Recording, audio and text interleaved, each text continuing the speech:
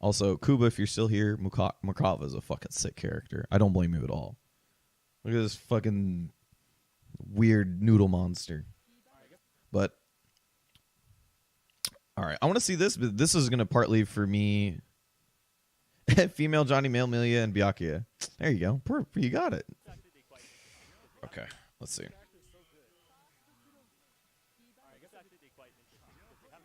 So I guess if you want to look at this matchup, this is like very obviously a matchup where he has to go and look for Vorpal and then use that to help him get in. Otherwise, BrkrDave is just going to bully him the entire time.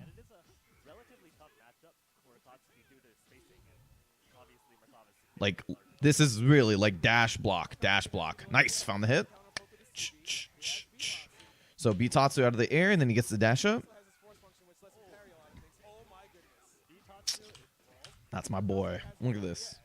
So the reason why this big hit mattered so much is because he got Vorpal afterwards, right? Chesto. So yeah, you also have to be worried about this situation, right? After you get put here, Fireball, and that shield into jump was really, really smart, because what Akatsuki wants to do in this situation is that he wants to space fireballs out to a certain point where they become plus, and he gets to dash up and do mix-ups over and over again. So you have to think about when he's going to reverse beat, when he's going to space out fireballs like that, and when he's just going to raw Bitatsu. Bitatsu. Try to pick it up. A little bit too far. Bitatsu. And I think right here what he does is that he tries to chain shift because he recognizes that it's not his turn anymore. How important is Vorpal? Vorpal is the single most important thing you should think about in this game. It is the underlying factor which all meta and all mind games is developed around. This right here. It's super important. The studying of grid and Vorpal will win you games.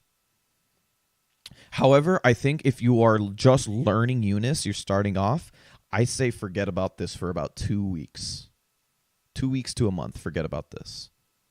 And I actually wanted to do a video about that because a lot of people are like, well, if you guys have to like, everything revolves around grid and Vorpal. And it's like, yeah, everything revolves around grid and Vorpal. That's very true.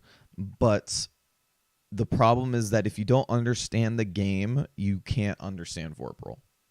That is just a fundamental fact. If you do not understand the mix-ups and how to approach this game, you are not going to understand how to win and play grid, because the mix-ups that involve it are fundamental to the game. So if you don't know how to play those fundamentals, you're not going to be able to play this. Why would I teach someone how to drop a combo because they can win grid or win Vorpal if they don't understand why Vorpal wins them the matchup in that situation, or where to stand once you have Vorpal, or what to do, what makes the Vorpal so scary in that situation, right? Like, then you just drop damage, and that does not help you learn. But what if I taught you that once you learn all those things, then when you drop your combo for Vorpal, it makes sense? No, dropping combos doesn't give you grid, but what you do is that you end your combo, and you end your combo in a certain situation where the opponent can tech. And if they tech in the air, you are invincible. In UNIST, when you tech in the air, you are invincible all the way till you hit the floor. But the problem is that but you're unable to act when you tech in the air. So there's no such thing as tech buttons in this game. But when you're in the air and you tech, you are unable to do this. So I'll show you an example here.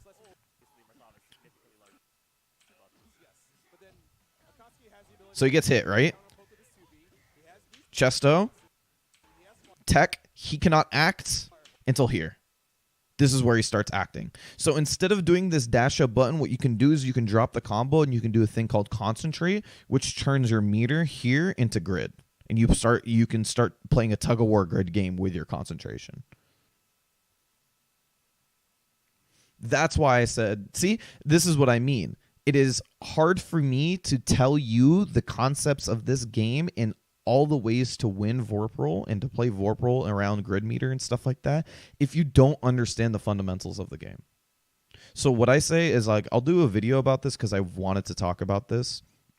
But for the first 2 weeks of playing this game, maybe a month, You shouldn't worry about this too much because this plays a lot around general momentum. This only becomes far deeper when you get to the high level because these guys are doing every action with this in mind. So, but at the mid level, it is more. At the mid to lower level, it is more about who's winning momentum. It's like very much a momentum reward like system. You think I have to? You can say like 2 weeks, but the reason why I say that is because I want people to learn the game, and then you understand where Vorpal sort of goes into it. And I'll explain it as we go along, right? Like every time I have like a little thing that I can talk about Vorpal, I'll like say real quick, yo, this is the thing about Vorpal. It is super interesting. So like in this matchup, like specifically, I mean, I won't stop talking about Vorpal because it's important, but I want you to like understand where I'm coming from, which is like in this situation right here, right? So after Squish gets the hit, yeah, 2B's a great button for counter poking in that range. So he goes around the fireball like that, right? Remember what I was saying is like you don't want to be put into that range where you can constantly have plus frame fireballs. He trades here, mash out Bitatsu. I mean, understandable, right? This is a safe move that will go over lows. Do it again. So now he's, after he won Vorpal here, he did Bitatsu, and then he blocked it, right? So he blocked it, and now he's, you thought it was Coon Fireball for a second? No, not as good, but very strong. It's a very big hitbox. So after he does Bitatsu here, he goes right into Shield. And he goes into Shield because he assumes that BrkrDave is going to take, what's it called? He's going to take his negative frames, right? He's going to take his turn. But what Squish assumed here is that, oh no, what Squish assumed is that BrkrDave was going to take his turn. What BrkrDave assumed is that he was going to chain shift Bitatsu and then go for something else. Or chain shift here, right? So they both just stood still. This is why Vorpal is so like interesting as a concept. Bitatsu. So that Bitatsu, second Bitatsu, was to catch him going over Fireball, right? Because he did it the first time. Oh, here. All right. So now, after they stood still, he chain shift because he was like, oh, I want to know what the situation's all about. Chain shift, what's happening? He just backs up. This is a reaction to him sort of trying to take his turn back.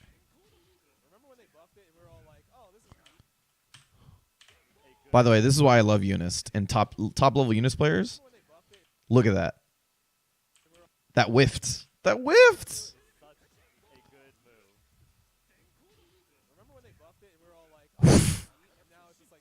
Just footsies. All right.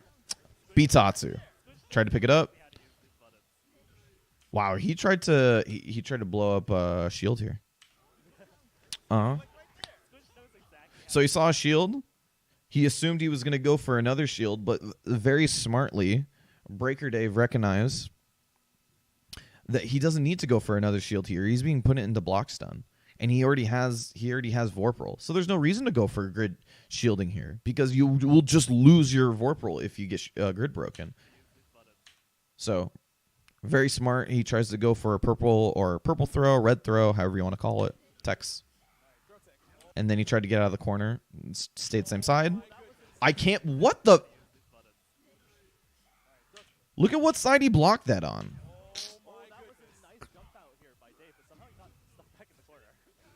Cross-up protection. Trades. Unfortunately, lost the other grid. I don't know what I think he tried to read a 2B here with the overhead. That would have stuffed it out. Akatsuki is the only character with proximity normals. Yes, he is much more of like a Shoto like Street Fighter character than some of the other ones. But he's a Street Fighter character in a game where everybody has half screen normals. So it's not the greatest thing. It just makes them fun. Ooh. I've been practicing this combo so much. Ah, that's so sick. I am so fucking... I've been practicing this combo for so long, too. It's not easy.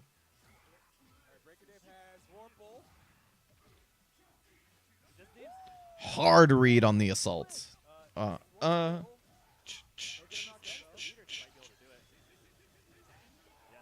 So what's really cool about Akatsuki is that they've designed him in a very, very strong way to the point where things like this don't happen. Watch. So he'll do this combo, BC, A, drop down, and what you want to do is you want to do 5B here, but normally you want close because it has a better hitbox to pick up. But the game is designed well enough to say that, like, if that doesn't happen, far B will still work. Isn't that so sick? I'm going to commentate this game at EVO. Yo, I wish. That'd be nice. I would really like to. I hope that whoever picks whoever picks commentary slots remembers that I did a lot of commentary for this game coming up into EVO. I mean, not coming up to EVO, coming up last year. I did a bunch of like top 8s and like top 16s because there's not a lot of people who get to travel for this game. I don't either. I travel for other games, but then I always show up and I get to do that too. I would love to. Like, I would love to commentate this game. But I also understand that there's people in the Undernight community that this is sort of their moment. So I want them to get their shine, mainly. Like, I hope I get little recognition for holding it down when, you know, someone needed second string. But other than that, I really hope that UNIST gets their shine right now because they deserved it. They're the ones who did it, right? Oh, nice dive kick here from back into grand final, so I don't get second again. Woof! So he dive kick beats out the dash C. Nice. I don't know where you try to read with dash C. It's kind of a big committal move.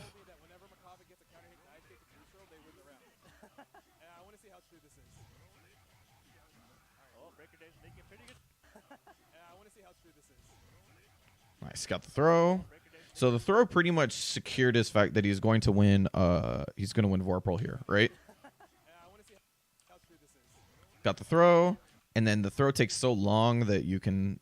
He's going to win Vorpal here. Overhead. Woo! Shake the baby. Yeah. He's going to go for probably worms after. No, single worm. Oh no, this sucks. I think Assault is one of the best fighting mechanics in the game. Yo, I agree. Assault's godlike. It's so simple. It's so easy for people to understand how to use. Word.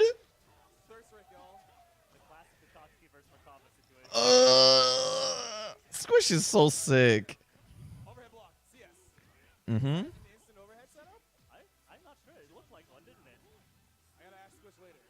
It looked like an instant overhead setup. It might be Merkava specific. CO.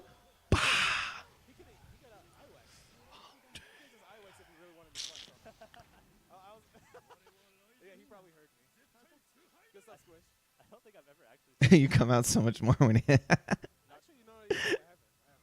I just, you know, I say this a lot. I don't think it's that. I think it's largely because, you know, anime games are like, it's like my first language, right? So it's like, it's so easy for me to like speak around the mentalities and the fun of that. It always feels like I'm coming home. Anyway, I want to talk about this. This whole sequence is so sick. I should have analyzed this last 60 seconds, but I didn't because I was just having fun watching Squish be awesome. So I'm really surprised, first off, that he didn't go for Worm Super here. He has 200 meter, and he has Vorpal, right? This, I think, was probably the big mistake in this matchup and in this situation because you want to keep Akatsuki locked down. That makes sense. He has a DP, and he has 200 meter. This could have been BDP into Fireball Super. He gets out of his bad situation. But the problem, so I'm surprised that he didn't because he also has Vorpal, right? So you can have gone into Worm Super, gone for the mix-ups, kept him locked down, but instead he let him tech out of the air. So that gave him some time to see what's happening. The worm is now not optimal, so you're not getting good mix-ups. So he takes his turn, right?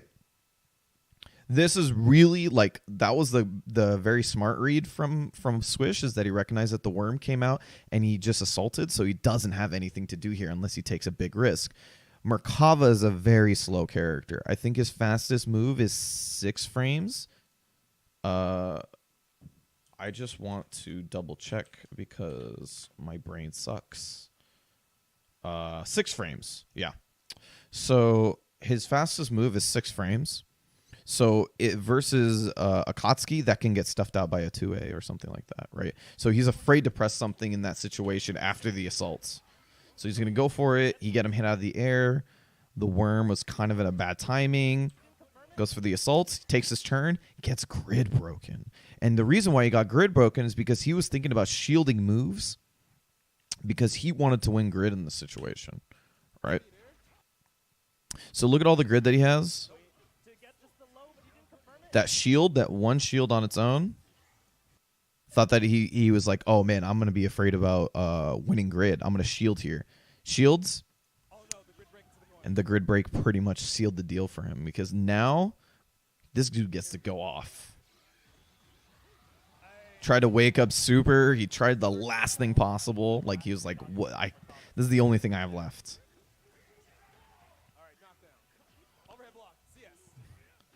I want to see if that's an instant overhead setup. That might be Merkava specific, but I'm not sure.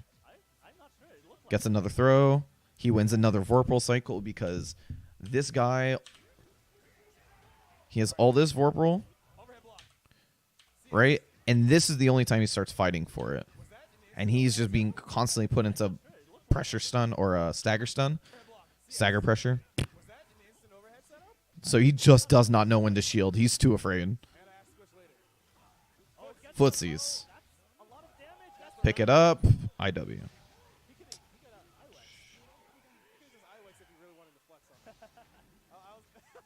You could have IOX, but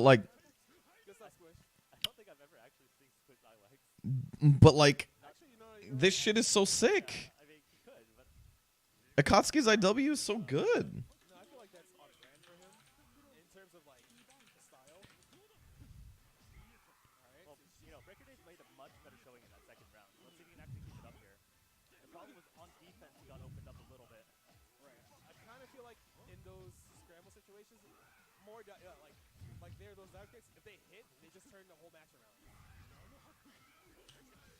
Oof. If you're Akatsuki, you're kind of okay with this raw grab. I like messed everything up on my screens. Sorry. Okay.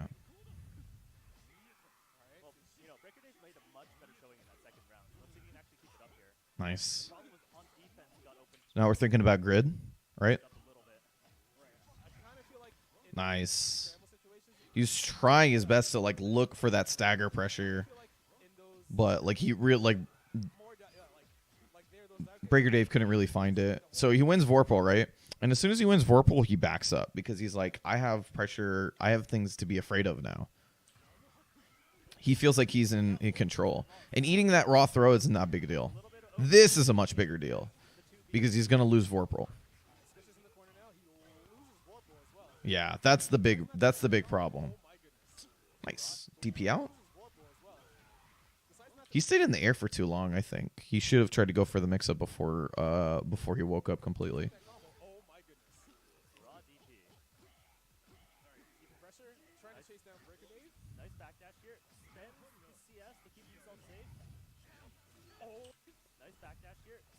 Wait, I want to see why he spent the CS.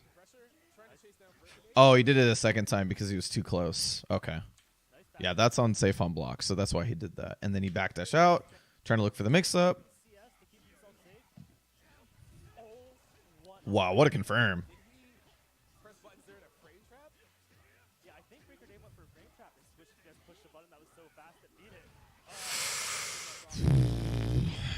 Double dive kick. There you go. Look how important Vorpal has been for him, right? Trying to chase him down. As soon as he does this, right, and one big shield, he's going to keep Vorpal for like a long time now. Dun dun. There you go. He's trying to frame trap him, trying to find the hit. And then the reason why he BrkrDave goes for this ender so that he can send him full screen. He gets to set up. Does he have a combo for this? Of course he does. Yeah. Word. Oh, he didn't cancel the force function, but Bitatsu and chain shift to get the combo. That's why that shit was so powerful. Look at that. Ooh, dive kick. Yeah, the dive kick's been really like, and the dive kicks are really good versus him too because he's not throwing out. He's not going to throw out a far C, so he's not going to poke him out of it. And then like, unless he throws out like random 6Cs, which is like mad unsafe without chain shift, he's not really going to hit him out of something like dive kick to like footsie something. So it's not a bad idea in this matchup, honestly. Right? Hit him out of Bitatsu on top of that. Flip. Goes for single worm. This is where I think, man, you should be going. We should be going for double worm in this situation. Like I really think so. Or EX worms. I mean, yeah. That's why he goes for that Bitatsu, is because he knows he's gonna win it. So he's just like, let me put him in block stun. Maybe I'll change shift afterwards. Dash block. Bitatsu. It's the best combo. Look at that. Easy 4.5. He traded with the over.